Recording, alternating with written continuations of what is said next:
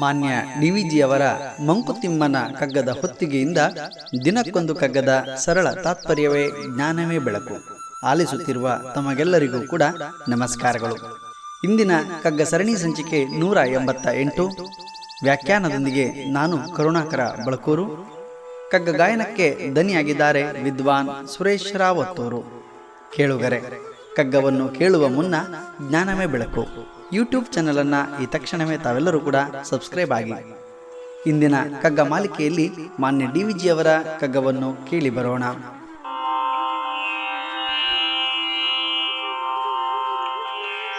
ಹೆಸರರಿಯದ ಸಸಿಯೊಳಿರವೇ ರಸಗಂಧಗಳು ಬಿಸಿಲದನು ಪಕ್ವಗೊಳಿಸುತ್ತೆ ಬಿಡಿಸದಿರುವುದೇಗೆ.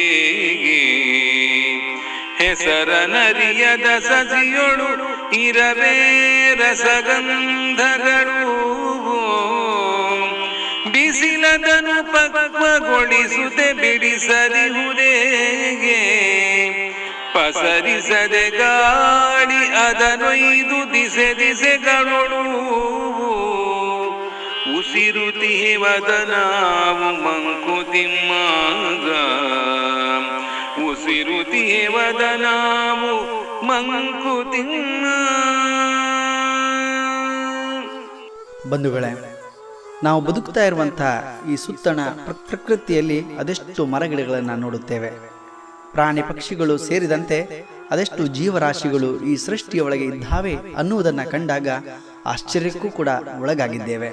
ಇವುಗಳಲ್ಲಿ ಒಂದಿಷ್ಟು ನಮ್ಮ ಅನುಭವಕ್ಕೆ ಬಂದಿರುವ ತಿಳಿದಿರುವ ಸಂಗತಿಗಳೇ ಆಗಿದ್ದಾವೆ. ಆದರೆ ಎಷ್ಟೋ ಸಂಗತಿಗಳು ನಮ್ಮ ಅನುಭವಕ್ಕೆ ಬಾರದೇ ಇರುವ ವಿಚಾರಗಳು ಕೂಡ ಇಲ್ಲಿ ಇದ್ದಾವೆ ಅನ್ನೋದು ಕೂಡ ನಾವು ಸೂಕ್ಷ್ಮವಾಗಿ ಗಮನಿಸಬೇಕು. ಈ ಪ್ರಕೃತಿಯಲ್ಲಿ ಇವುಗಳ ಲೆಕ್ಕವನ್ನಿಟ್ಟವನು ಆ ಪರಮಾತ್ಮ ಮಾತ್ರ. ಪ್ರತಿಯೊಂದು ಸಸ್ಯ ವರ್ಗದಲ್ಲಿಯೂ ಕೂಡ ರಸಗಂಧಗಳು ಔಷಧೀಯ ಗುಣಗಳನ್ನು ಹೊಂದಿದ್ದರೂ ಎಷ್ಟೋ ಮಂದಿಗೆ ಅದು ತಿಳಿದಿರುವುದಿಲ್ಲ.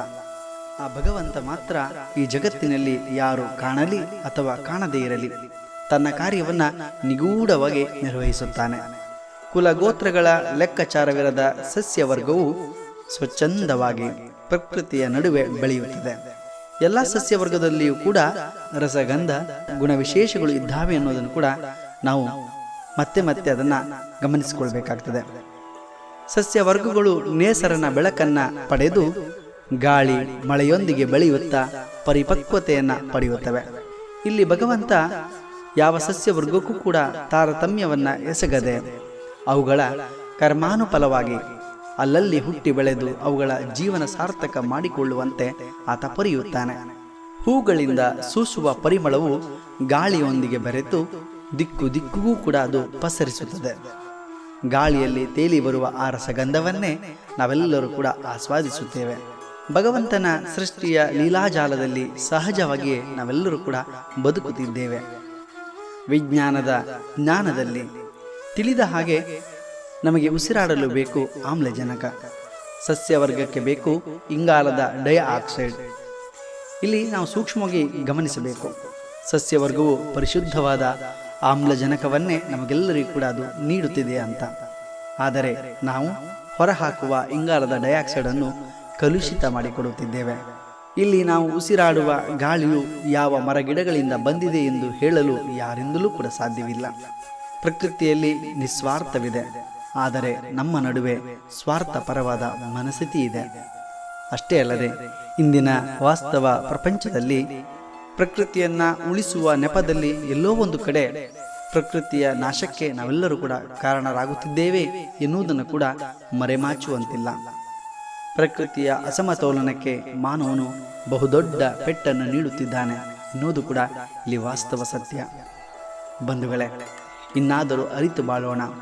ಪ್ರಕೃತಿಯನ್ನು ನಾಳೆ ದಿನಕ್ಕಾಗಿ ಉಳಿಸೋಣ. ನಾಳೆ ಇನ್ನೊಂದು ಕಗ್ಗದೊಂದಿಗೆ ಬರುತ್ತೇವೆ. ಅಲ್ಲಿಯವರೆಗೆ ನಮಸ್ಕಾರ, ಶುಭ ದಿನ.